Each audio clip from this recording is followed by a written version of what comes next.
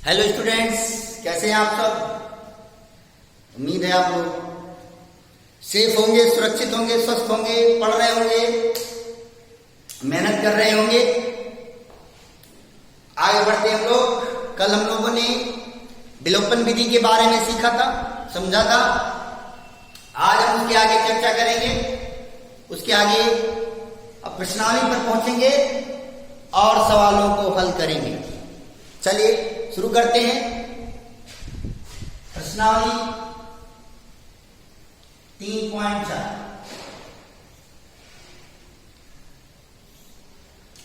तो प्रश्नावली 3.4 में हम लोग पहले का पहला सवाल देखते हैं।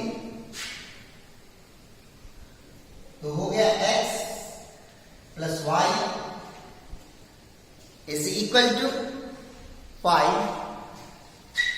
समीकरण नंबर 1। और दूसरा है 2x minus 3y is equal to 4। समीकरण 2। और हमें इन दोनों समीकरणों को हल करना है विलोपन विधि के।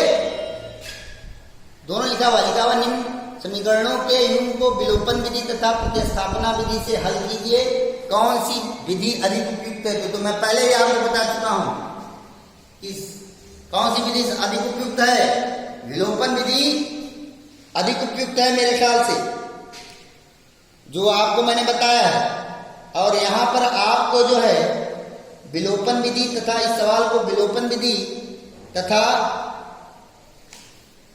प्रतिस्थापन विधि दोनों तरीकों से इस सवाल को लगाना है। तो सबसे पहले चलिए हम लोग विलोपन विधि से देखते हैं इस सवाल को। तो चलिए शुरू करते हैं। तो विलोपन विधि के लिए क्या बताया गया था? सबसे पहले अब देखिए, चूंकि प्रतिस्थापना विधि में आपको बता चुका हूं, तो कहिए तो प्रतिस्थापना विधि ना बताया जाए, एक ही विधि बताया जाए। दूसरी विधि तो आप लगा ही लेंगे, या एक और बता दूं। चलिए देख लेते हैं। तो देखिए विलोपन विधि के लिए आपने सबसे पहले x का गुणांक देखेंगे। क्या x का गुणांक बराबर है? जी नहीं, x का गुणांक बराबर नहीं है। फिर क्या कहा था कि y का गुणांक देखेंगे। क्या y का गुणांक बराबर है? जी नहीं, बराबर नहीं है। तुमने क्या कहा था कि अगर दो ना x का गुणांक बराबर है ना y का गुणांक बराबर है तो गुणांक को बराबर करेंगे। और गुणांक को बराबर करने के लिए पहले समीकरण के गुणांक से दूसरे समीकरण में और दूसरे के पहले से। तो यहां पर x का गुणांक कितना है? 1 है। और यहां पर x का गुणांक कितना है? 2 है। तो इसमें 2 वाले का गुणा किसमें करना है? इसमें। और 1 का गुणा किसमें करना है? दूसरे में। तो क्या पहले में समीकरण में तो 2 से गुणा करके तो 2x हो जाएगा। तो जब यहां पर 2x हो जाएगा तो इसमें गुणा करने की कोई जरूरत नहीं है, क्योंकि 1 से गुणा करने से कोई फायदा नहीं है। समझ नहीं आया? समझ नहीं आया? तो हमारा काम केवल क्या है कि समीकरण 1 में 2 से गुणा करें। तो समीकरण 1 में जैसे ही 2 से गुणा करेंगे 2x हो जाएगा, और जैसे ही 2x हो गया यहां भी 2x हो जाएगा, और गुणांक बराबर हो जाएंगे और आपका काम बन जाएगा। क्लियर हो गया कि नहीं हो गया? तो चलिए शुरू करते हैं।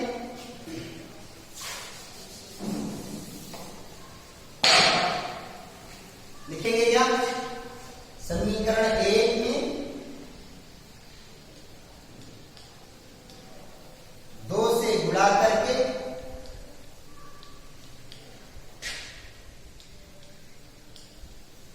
समीकरण 2 को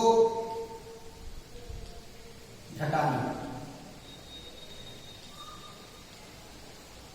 यह कौन सी विधि चली है? ये चली है विलोपन विधि। घटाना। तो क्या होगा?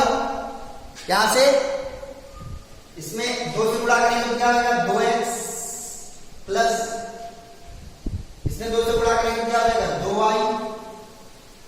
और फिर इसमें 2 से गुणा करेंगे तो 2 बच्चे 10। पहले समीकरण में 2 से गुणा हो गया, और इस दूसरे समीकरण को ऐसे उतार दीजिए, कितना हो जाएगा? 2x, क्योंकि दूसरे समीकरण में कुछ नहीं किया जा रहा है।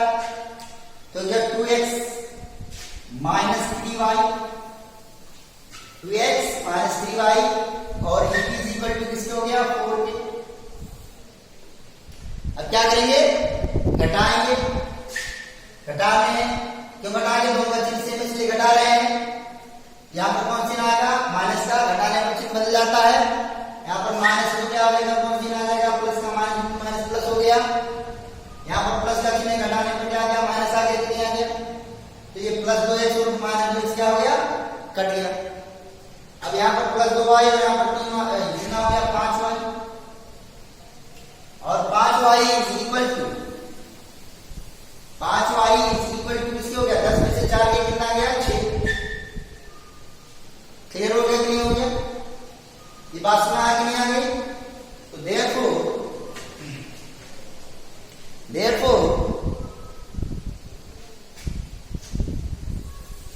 y is equal to कितना आ गया, गुणे में करा गया बटे में, तो y इक्वल टू आ गया 6/5।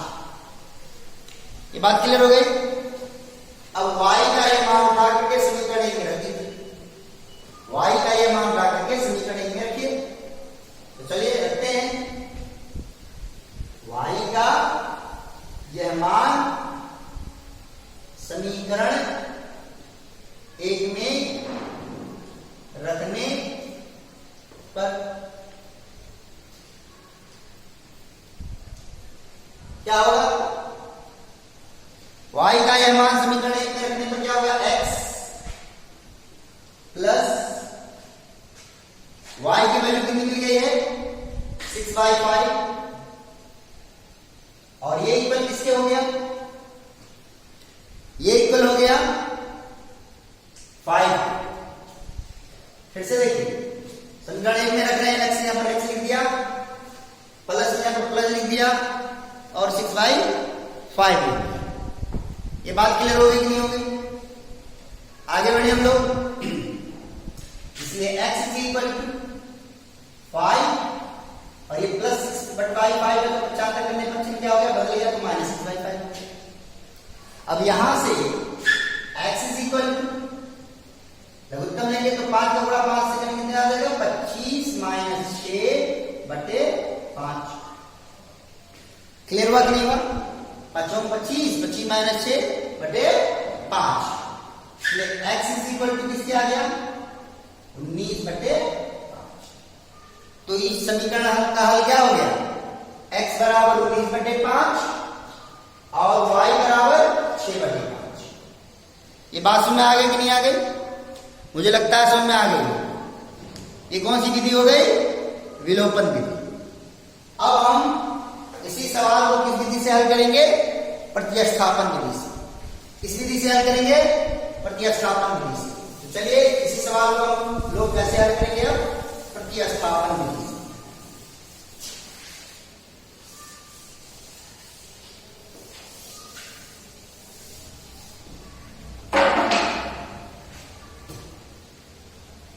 तो चलिए शुरू करते हैं प्रतिस्थापन विधि।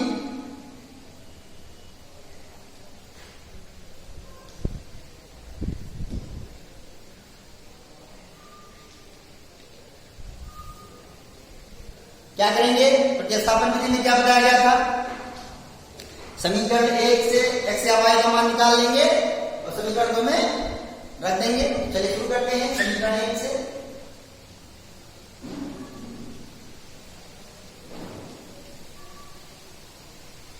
x प्लस वाई कितना दिया हुआ है 5, इसलिए x बराबर 5 और ये प्लस वाई है, क्या हो गया -1। पक्षांतर करने पर चिन्ह बदल गया। ये बात सुनना नहीं आ गई। अब x का यह मान क्या करेंगे, समीकरण 2 में रख देंगे। x का यह मान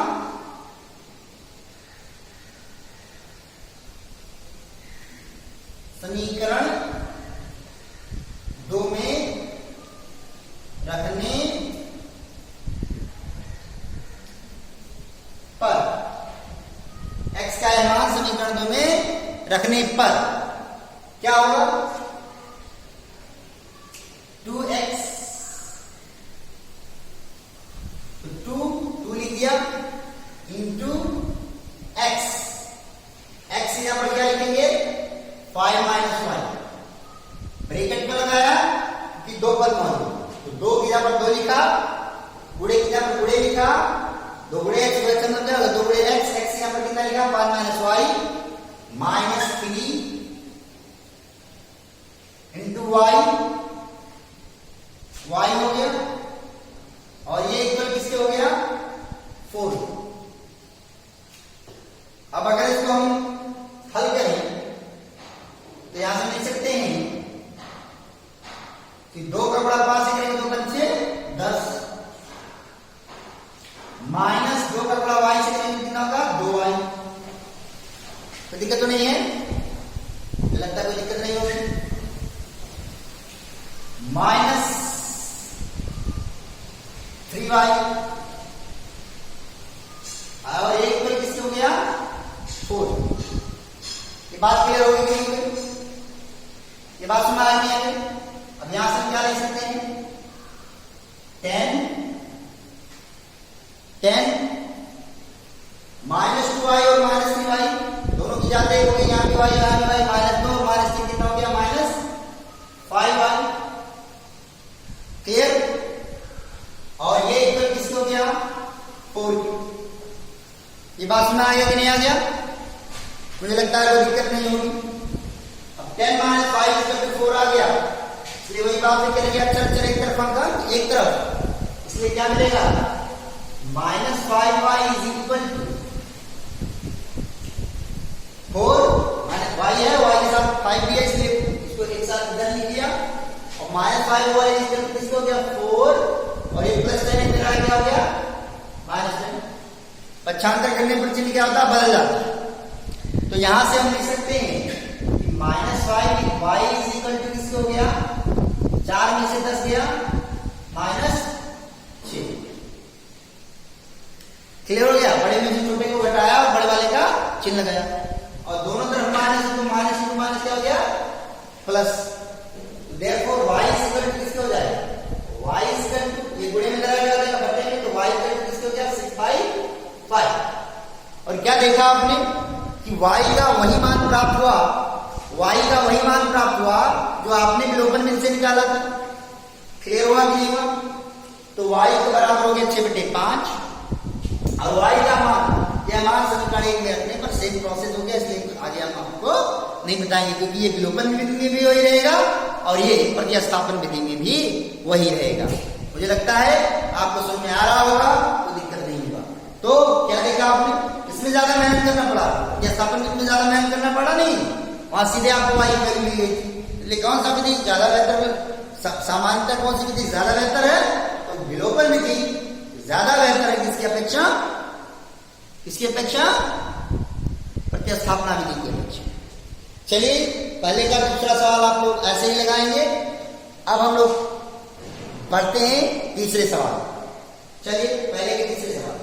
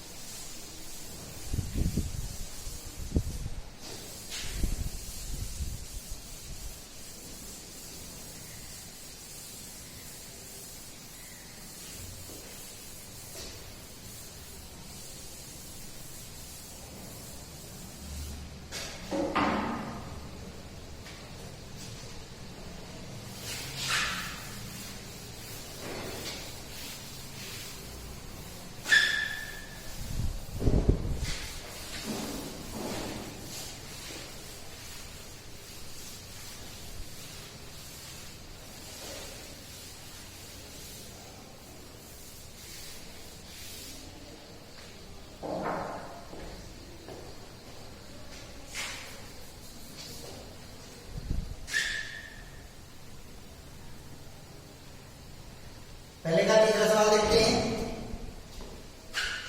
क्या है। 3x माइनस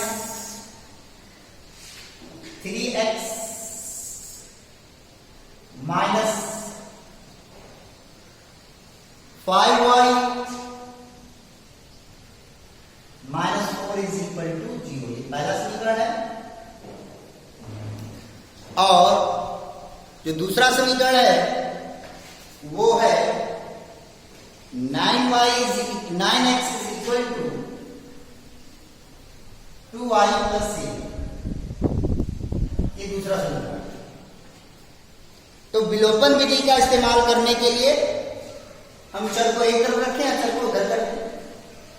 तो चलिए शुरू करते हैं। सबसे पहले समीकरण बनाने के लिए इसको मैं लिख दिया 3x, लिख दिया minus 5y is equal to, ये माइनस होगा पक्षांतर करने पर चिन्ह बदल जाएगा, तो माइनस होकर क्या हो गया प्लस 4। Equation first. तो दिक्कत नहीं होगी मुझे लगता है, समझ में आ रहा होगा। और यहां पर 9x प्लस 2y इधर आएगा, क्या आ जाएगा माइनस, तो माइनस 2y। क्लियर। और ये इक्वल किसके हो गया 7। देखिए प्लस 2y इधर आ गया, 9x लिखा और प्लस 2y इधर आ गया, माइनस 2y हो गया। और ये यहां पर इधर कौन बचा 7 बचा, प्लस 7, तो प्लस का मतलब अंडरस्टूड है कि आगे कोई साइन है, इसका मतलब प्लस ही है।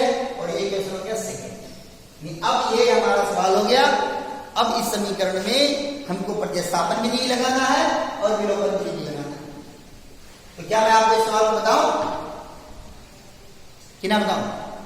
चलिए एक सवाल और देखते हैं, फिर आगे बढ़ते हैं। तो चलिए शुरू करते हैं। विलोपन विधि के लिए सबसे पहले x का गुणांक देखेंगे। x का गुणांक यहाँ पर 3, यहाँ पर x का गुणांक 9, क्या बराबर है? नहीं है। तो आगे बढ़ेंगे। यहाँ y का गुणांक 5 है, यहाँ y का गुणांक 2 है, क्या बराबर है? नहीं है। इसलिए अब क्या करेंगे? अब हम गुणांक को बराबर करेंगे। तो गुणांक को बराबर करने के लिए क्या करेंगे? यहाँ पर अगर x का गुणांक कितना है 3 है और यहाँ पर x का गुणांक कितना है 9 है, तो अगर इसमें हम 3 से गुणा करते हैं तो 3 त्रिक का कितना हो जाएगा 9 हो जाएगा, नहीं हो जाएगा? और यहाँ पर दोनों पहले से मैच हो गए। तो गुणा किसमें करने की जरूरत है? केवल पहले में करने की जरूरत है, दूसरे में गुणा करने की जरूरत नहीं है। बात समझ आ गई है? अब आपके मन में ऐसा भी हो सकता है कि सर अगर इसमें हम 3 से भाग दे दें तो भी तो 3x हो जाएगा और 3x को घटा देंगे उत्तर आ जाएगी। हाँ बेटा ऐसा भी कर सकते हो, कोई दिक्कत नहीं है। लेकिन हम हमेशा उस पथ को अपनाते हैं, उस रास्ते को अख्तियार करते हैं, अडॉप्ट करते हैं जो सरल। तो भाग देने की अपेक्षा गुणा करना ज्यादा सरल कार्य है, इसलिए हम लोग 3 में 3 से गुणा कर देंगे तो 9 हो जाएगा और यहां पर भी 9 है, तो आसान हो जाएगा। बात समझ में आई कि नहीं है? बात समझ में आया कि नहीं है? ये बात क्लियर हुई कि नहीं? कोई दिक्कत तो नहीं है? मुझे लगता है समझ में आ रहा हो, कोई परेशानी नहीं होगी। तो चलिए शुरू करते हैं। समीकरण 1 में क्या करें? 3 से गुणा करें। समीकरण 1 में कितने से गुणा करें? 3 से गुणा करके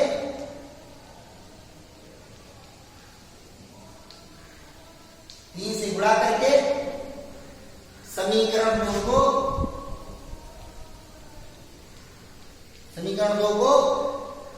घटाने पर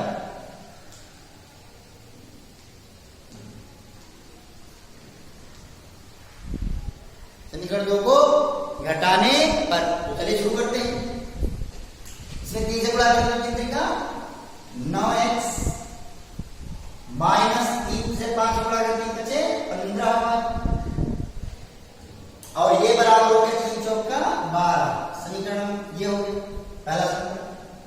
3 का 3 का 9x 3 बचे 15 और 3 दोनों पक्षों में 3 से गुणा करते हैं। समीकरण 2 को ऐसे ही उतार देना। चलिए उतार देते हैं। 9x माइनस 2y बराबर किसके हो गया 7। घटाने पर चिन्ह क्या होगा? बदल जाएगा। यहाँ पर धन चिन्ह है तो ऋण चिन्ह हो जाएगा, यहाँ ऋण चिन्ह है तो धन चिन्ह हो जाएगा, यहाँ धन चिन्ह है तो क्या हो जाएगा ऋण चिन्ह हो जाएगा। तो कितना हो गया प्लस 9x और माइनस 9x क्या हो गया करिए। अब क्या करें? यहाँ पर ऋण 15y है, यहाँ पर धन 2y है, तो ऋण 15 और धन 2 विपरीत चिन्ह घट जाएंगे। ऋण 15 में से 2 क्या जाएगा ऋण 13 है, माइनस 13 माइनस 13, तो minus 13y is equal to 12 minus 7, तो 12 माइनस 7 कितना हो गया 5। 12 माइनस 7 कितना हो गया? 5 हो गया। क्लियर हो गया? नहीं हो गया? Therefore, इसलिए y इज इक्वल टू किसके हो गया?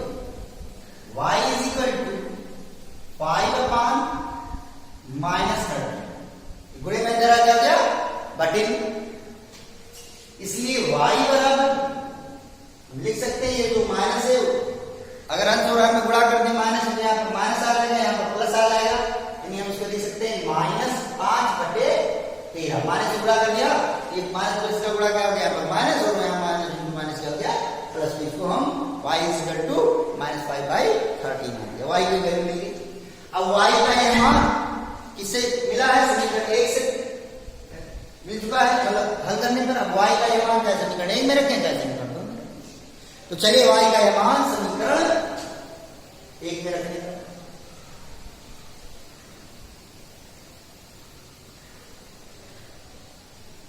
चलिए 2 में रख देता हूं, बार आप लोग चिंतित हो रहे हैं। समीकरण 2 में रखने पर अगली बार 2 में रख दिया, ताकि आप ये भी सीखें कि 2 में भी रखा जा सकता है, जो आसान है, कोई दिक्कत नहीं। तो चलिए शुरू करते हैं। क्या लिखा हुआ है?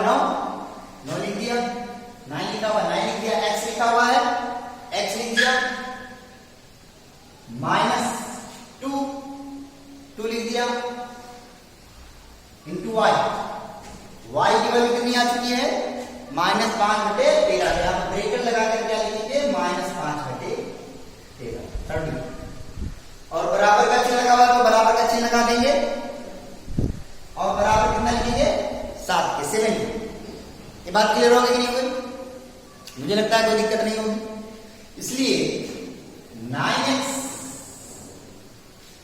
और माइनस इंटू माइनस क्या हो गया? प्लस। 2 पंचे 10 और बटे 13। क्लियर हो गया? और ये बराबर किसके हो गया?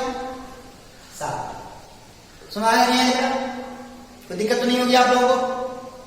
अब यहां से हम लिख सकते हैं therefore 9x is equal to 7। अब ये प्लस 10/13 उधर आ जाएगा तो क्या हो जाएगा? माइनस 10/13। क्लियर हुआ कि नहीं हुआ? मुझे लगता है क्लियर हो गया होगा। पक्षांतर करने पर चिन्ह बदल गया। अब देखिए ये नहीं कि तो सर 2 का आपने गुणा 13 में नहीं किया, 2 का गुणा 13 में नहीं हो सकता, इसका गुणा किसमें होगा? केवल अंश में। क्लियर? पास लाइन क्लियर? चलिए अब यहां पर आगे बढ़ते। इसलिए क्या होगा? 9x इज इक्वल टू, अब आपको अगर कोई पूछता कि सर अंश गुणा हर में गुणा क्यों नहीं? जैसे देखिए 2 गुणे 5 बटे 13 लिखा हुआ है, तो अगर आप 2 को क्या लिखें? 2 बटे 1 लिखें तो अंश का गुणा अंश में और हर का गुणा हर में होगा। इसलिए बता दिया मैंने, थोड़ा सा बेसिक बातें बता दी। चलिए आगे बढ़ते। इतनी बात क्लियर हो गई? तो 9x इज इक्वल टू 13 का मान हर लेंगे, लघुत्तम लेंगे, इसके बटे मान सकते हैं 1, तो इसका इसमें गुणा होगा तो 13 से कितना आ जाएगा? 91 माइनस 10 बटे कितना आ गया?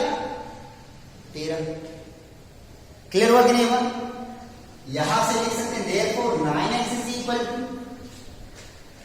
91 में से 10 क्या कितना आ गया? 81 और बटे कितना हो गया? 13। अब x की वैल्यू निकालनी है, therefore x is equal to ये 9 गुणे में इधर आ जाएगा, बटे में क्या लिखेंगे? 81 तो हो ही गया, अपॉन 13 इंटू 9। ये बात क्लियर हो गई कि नहीं हो गई? एक गुणे में रह गया, बटे अब काट लीजिए, 9 से 9 81। तो क्या मिला यहां से? x इज इक्वल टू कितना आ गया? 9 बटे 13। तो आपको x की वैल्यू मिल गई 9 बटे 13 और y की वैल्यू मिल गई माइनस 5 बटे 13 और आपका साल हो गया। किस विधि से? कौन सी विधि हम लोग चल रहे थे? अभी तक हम लोग किसकी बात कर रहे थे? ये विलोपन विधि। कौन सी विधि थी? विलोपन विधि। अब हम किसके बारे में बात करने जा रहे हैं? प्रतिस्थापन विधि। कौन सी विधि? प्रतिस्थापन विधि। चलिए शुरू करते हैं।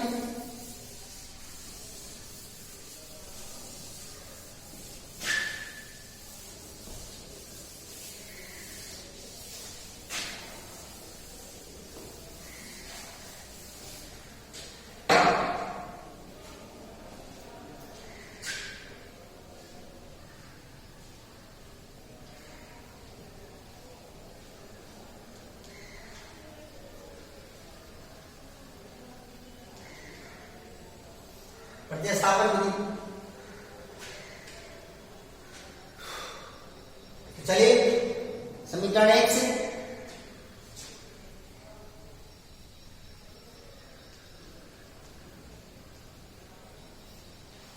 समीकरण 1 से क्या होगा?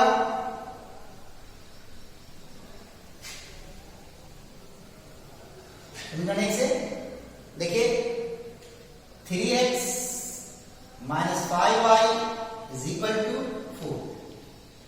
हमको x को y के पदों में व्यक्त करना है, तो सबसे पहले हमने x को रोक लिया। x के साथ 3 की रूप दिया तो क्या हो गया? 3x इज इक्वल टू 4 और माइनस 5y क्या हो गया? प्लस 5। क्लियर हो गया?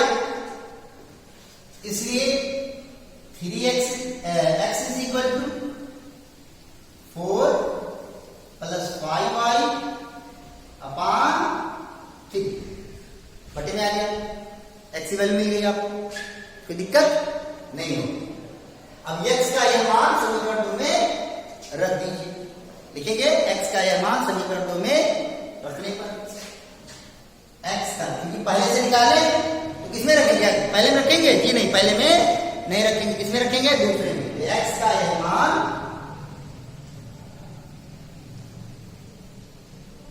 समीकरण 2 में रखने पर, समीकरण 2 में रखने पर। चलिए शुरू करते हैं। क्या लिखा हुआ है? 9 इंटू एक्स। एक्स की वैल्यू कितनी आ रही है?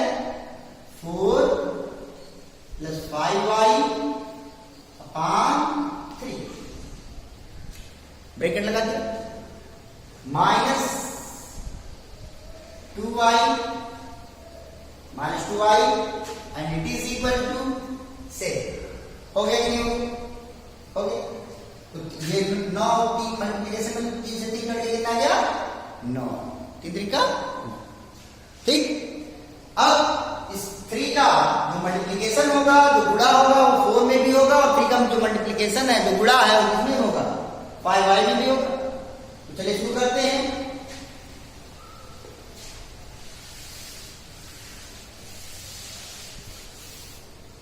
क्या लिखेंगे आप? 3 4 जा 3 चौक का 12। क्लियर हो गया? फिर 3 का गुणा 5 y में होगा, तो 3 बचे 15y और माइनस 2y बराबर किसके हो गया? 7। क्लियर हो गई? बात में आ गई है।